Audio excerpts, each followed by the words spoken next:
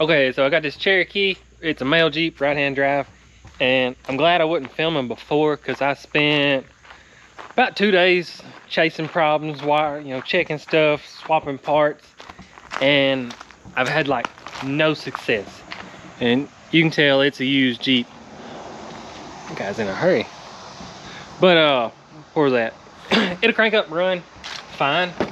And driving down the road, it just does like an inconsistent, I don't know. But you hear the starter. I might have to add some video for my phone, but listen to the starter. Man, you ever have one of them Jeeps that's playing mind games with you for hours and days? But I think I'm on something. I was checking TDC and there's really nothing to see, but just listen, I'm bumping the starter.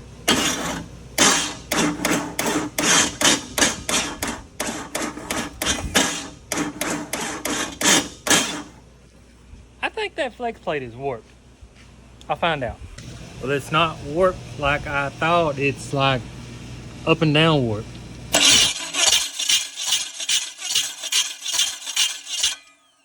Go ahead.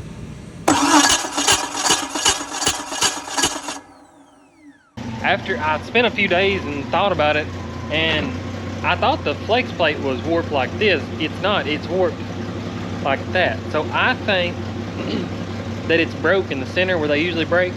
And then I think it's like stacked offset. Because like I said, it runs fine, but you drive down the road and it's like it's throwing in limp mode. So I'm not gonna run it too long. I don't wanna get it hot, but I'm gonna pull the transmission out and see what the flex plate looks like. Got that one looking good. Like I said, it runs pretty good. No, y'all can't, well, you can see it now. But it just, when you go down the road, it's not consistent. It's weird.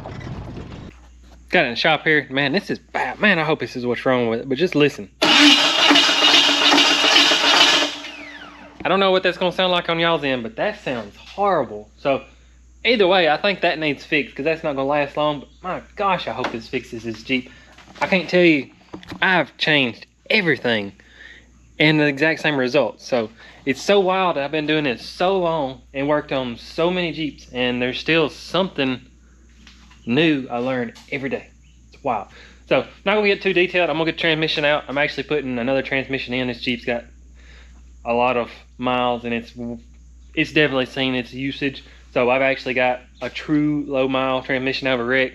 So I'm not even gonna ask them. I'm swapping the transmission. I guess I should call them and ask them. But either way, I'm gonna pull the transmission.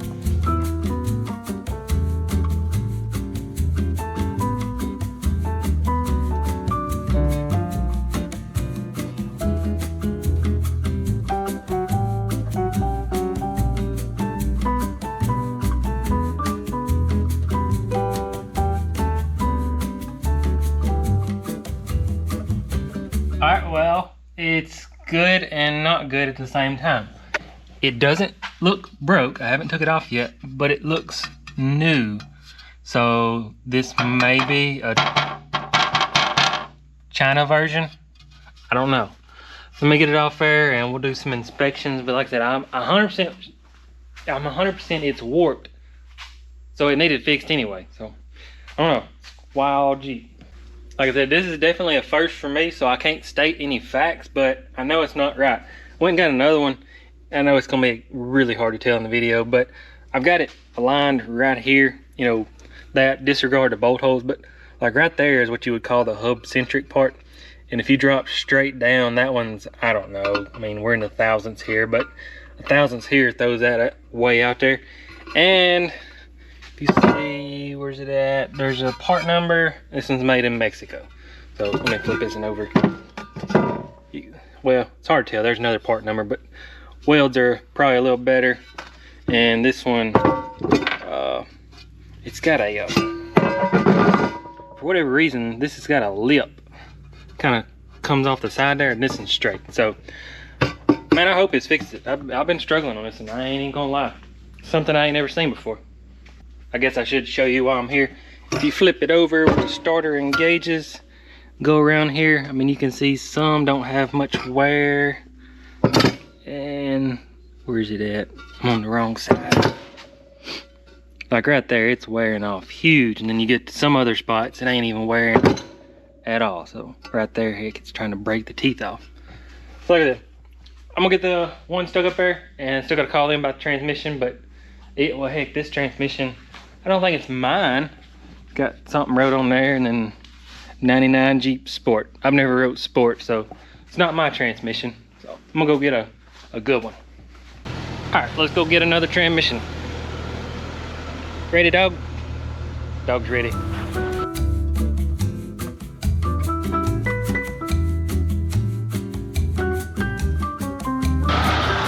Alright, if you know me, I ain't big on selling stuff by mileage, but they kind of requested this. So this Jeep come from Memphis, and it's actually like 130 something thousand miles, I can't remember. So there's the transmission, and I usually sit this stuff up here with a SkyTrak, but currently doesn't have a tire. This will work. Maybe it'd be a cool swing.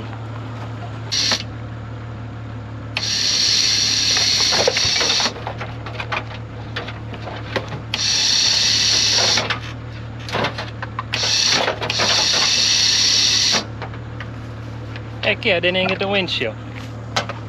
Got new used transmission. That's pretty clean transmission. The converter tried to jump out on me on the way up here. So, it's not a how-to video, so I don't think there's really nothing to tell you about. I'm trying to fix the freaking running problem. So, hope that was my problem, Mexico. I'm gonna get transmission put in. Got everything together, and I got to thinking, I was like, what if the crankshaft is actually warped? I didn't change the starter. I promise you, it's the first time ever.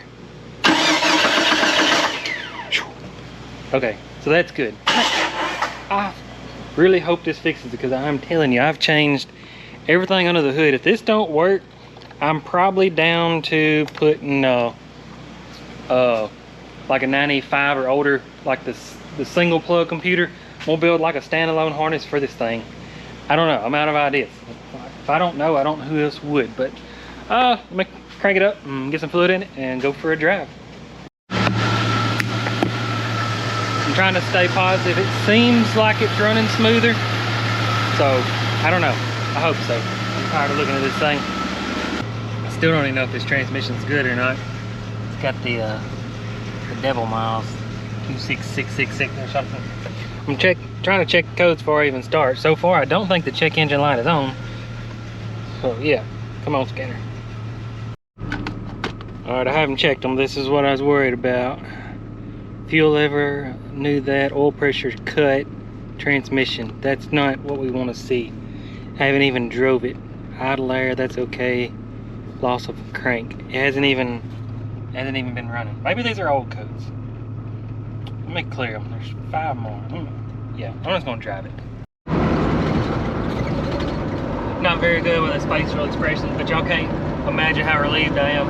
I'm pretty sure that fixed it. I ain't figured out the temperature hand just does what it wants. It's like the oil pressure sensor. I know it's cut. There's a stop sign. And then I cut the wires to the fuel pump, or the fuel gauge, because it was saying low 5 volts.